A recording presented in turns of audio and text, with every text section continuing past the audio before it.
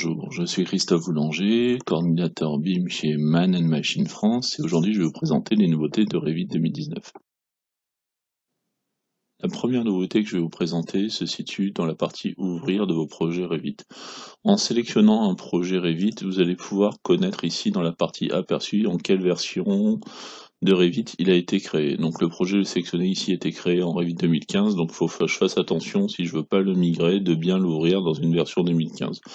Cette nouveauté vous permettra de réduire les problèmes d'ouverture de fichiers dans la mauvaise version de Revit.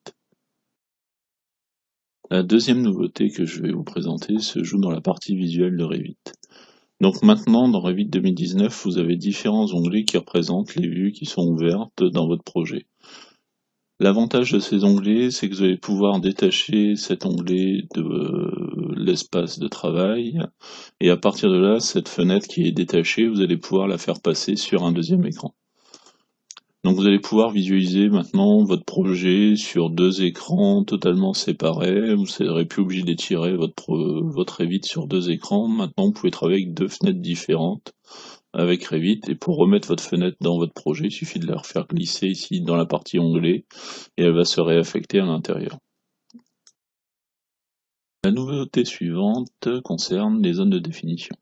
Donc petit rappel, une zone de définition, c'est ce qui vous permet de cadrer une partie de votre projet. Donc avant Revit 2019, les zones de définition ne servaient qu'en 2D. Donc pour petit rappel, pour utiliser une zone de définition, on dupliquait une vue, on la dupliquait en tant que vue dépendante. Et ici, dans les propriétés, on avait zone de définition et on pouvait appeler la zone de définition qui nous intéressait. Donc là, j'en ai créé une sur la cuisine qui me permet d'isoler que cette partie-là. Mais maintenant, vous allez pouvoir utiliser ces zones de définition en 3D.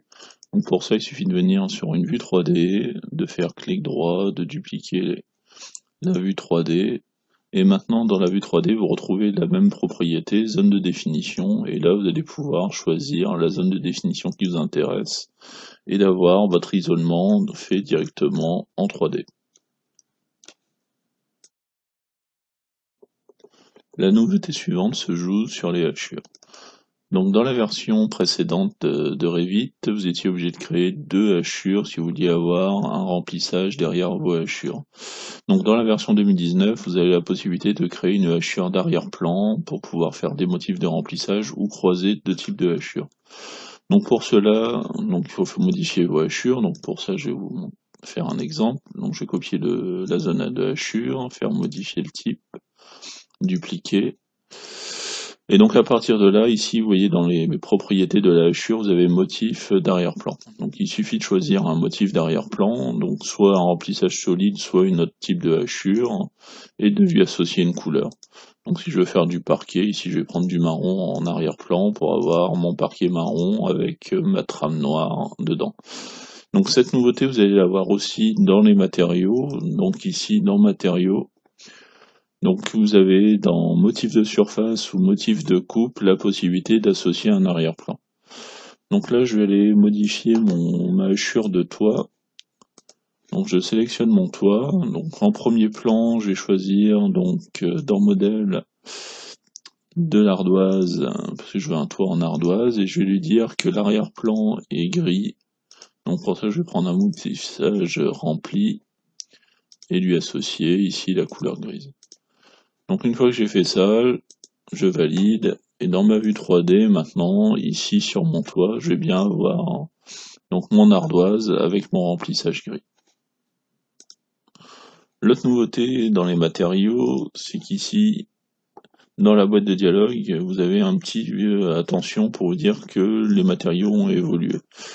Donc pour remettre à jour le matériau, il suffit de sélectionner le matériau qui vous intéresse, et ici dans apparence, de choisir de remplacer la ressource de cette apparence par une nouvelle ressource. Donc pour cela, il suffit de cliquer sur remplacer.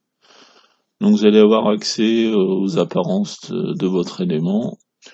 Donc là, j'étais sur de l'acier inoxydable, donc là je vais pouvoir lui dire d'aller chercher un autre acier qui m'intéresse, donc soit poli ou soit satiné selon le type de brillance que je veux avoir. De double-cliquer dessus, et là il va m'associer le nouvel élément. Donc vous pouvez faire la même chose pour chaque matériau, donc pour lui associer donc des nouvelles photos. Donc pour cela il suffit de sélectionner le matériau, remplacer, et donc là d'aller chercher un bois, n'importe lequel, et après de lui réassocier les bonnes images qui correspondaient à votre bois. Donc pour ça on clique sur le nom du matériau, et à partir de là vous allez chercher le matériau qui vous intéresse pour le remettre à jour.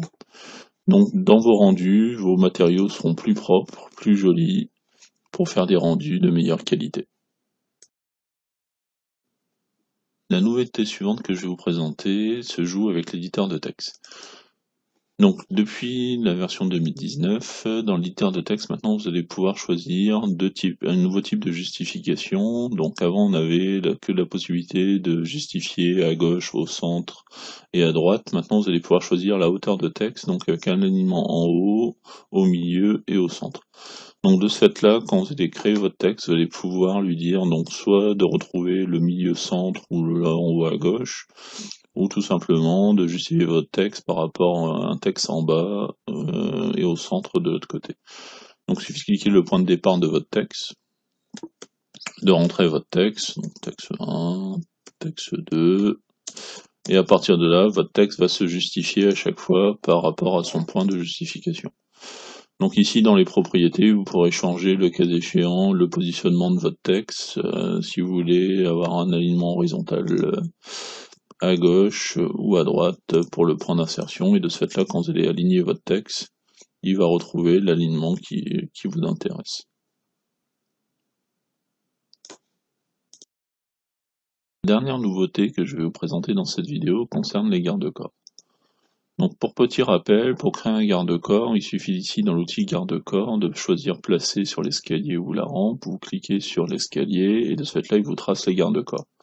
Ici j'ai une dalle qui vient se mettre sur mon escalier, et avant pour pouvoir réaliser cet élément là j'étais obligé d'éditer mon garde-corps et de recréer mon garde-corps en deux parties.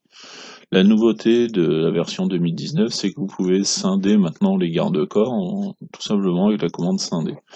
Donc vous cliquez sur scinder. Donc si vous voulez supprimer la partie interne entre les deux points, n'oubliez pas de cocher ici supprimer le segment interne. Vous cliquez le point de départ en donnant la distance. Vous donnez le point d'arrivée de la même manière en donnant la distance.